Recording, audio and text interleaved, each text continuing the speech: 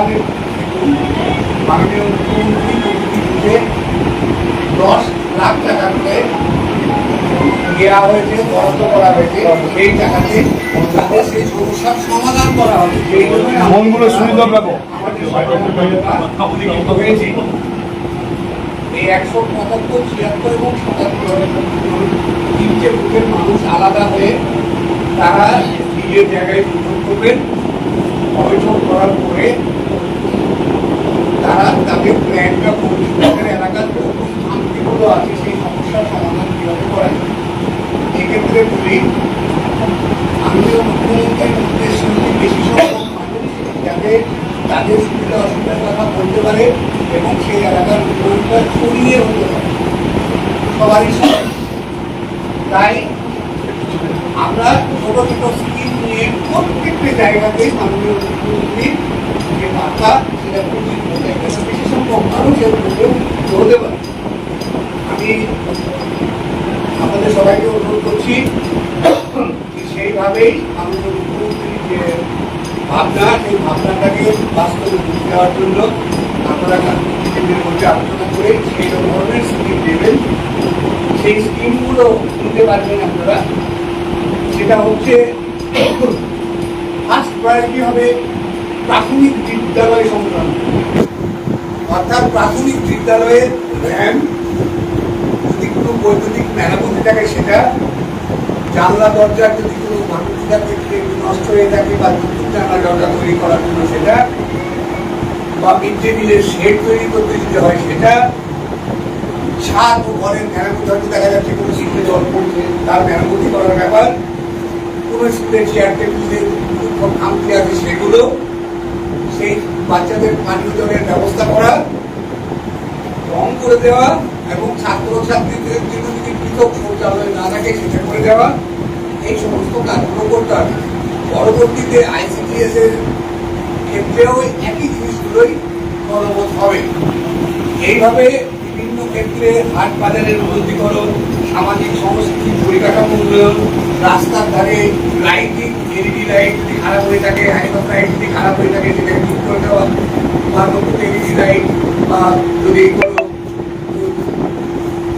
Solar light লাগানোর ব্যাপার থাকে সেটা, যোগাযোগ ব্যবস্থার উন্নয়নের জন্য ব্রিজ তৈরি করে দেওয়া, প্যাসেঞ্জার সিট করা, পুকুরের জলের ধারে দেখা যাচ্ছে স্কুলের পাশে একটা পুকুর আছে, ওপেন ন্যাকেট পুকুর, সেই পুকুরের বাচ্চারা খেলাধুলা করতে গিয়ে যাতে পুকুরে না পড়ে যায় তাহলে পুকুরের পাশে একটা বেড়া দিয়ে দেওয়া, দেওয়াল দেওয়া, পুকুরের ঘাটের সিঁড়ি তৈরি করে দেওয়া যাতে সচেতন মানুষ সবাই উপকৃত হয়।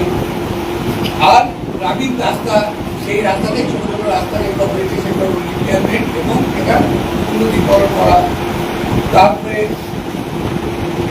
সার্বজনীন শৌচালয় যদি কোনো জায়গাতে দেখা যাচ্ছে একটা পুজো মণ্ডপ আছে সেখানে প্রচুর লোকজন হয়, বা দেখা যাচ্ছে কোনো একটা মন্দির আছে সেখানে প্রচুর লোকজন একটা নির্দিষ্ট রেটে বা কোনো কোনো লোকের সমাগম হয়, সেখানে যদি বাথরুম মানে সার্বজনীন শৌচালয় না থাকে শৌচালয় করে দেওয়া, ঠিক সেইভাবে কোনো দরকার বা কোনো একটা জায়গায় কোনো সেই রকম লোক থাকে তাদের প্রচুর লোকজনের সমাগম হয়, সেখানেও একটা সার্বজনীন শৌচালয় করে দেওয়ার ব্যবস্থা করা যেতে পারে। এইবার জল নিকাশি ব্যবস্থা, জল নিকাশি ব্যবস্থার জন্য ছোট ছোট ড্রেন দিতে পারে, বা আমাদের অনেক ড্রেন করা ছিল যেটা ভেঙে চুরে গেছে সেটাকে রিপেয়ার করা যেতে পারে, বা অনেক ড্রেন আছে যে ড্রেনগুলো ফাঁকা ওপেন দেখে সেই ড্রেনগুলোর করে মানে স্ল্যাব দিয়ে ড্রেনটাকে ইয়ে করে দেওয়া, ঢাকনা করে দেওয়া। তাছাড়া আবর্জনা ব্যবস্থাপনার জন্য দেখা যাচ্ছে একটা কমিউনিটি এলাকা, এখানে হাট আছে, এখানে বাজার আছে, সেইখানে ডাস্টবিন তৈরি করে দেওয়া, বা একটা পাড়াতে একটা মানে কম্পোস্ট বীজ তৈরি করা, তাদের বায়োডিগ্রেডেবল অর্থাৎ যেগুলো সহজেই নষ্ট হয়ে যায়, প্লাস্টিক ছাড়া অন্যান্য বর্জ্য পদার্থ দিয়ে একটা কম্পোস্ট বীজ তৈরি করে দেওয়া যেতে পারে।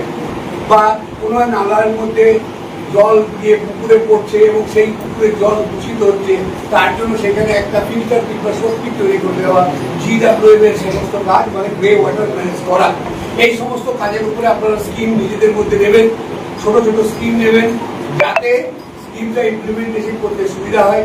আর আমাদের এই প্রোগ্রামটা 2রা জানুয়ারি থেকে নভেম্বর হবে এবং 15ই নভেম্বরের মধ্যে এই সমস্ত স্কিমগুলো আমাদের অ্যাপ্রুভের হবে এবং আগামী 15ই জানুয়ারির মধ্যে এই স্কিমগুলো ইমপ্লিমেন্ট হয়ে যাওয়ার কথা বলা আছে এবং সেটাই আমাদেরকে করতে হবে।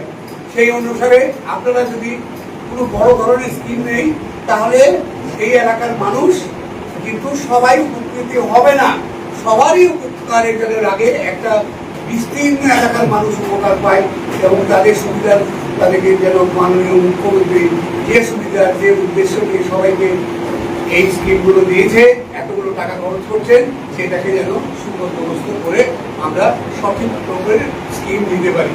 ধন্যবাদ আপনাদেরকে। এই বিষয়ে নিশ্চয়ই আসলে কারো কোনো প্রশ্ন আছে কি? এবার আমি 3টে বুথের 3 জন মানুষকে খোঁজ করছি। আচ্ছা, আপনি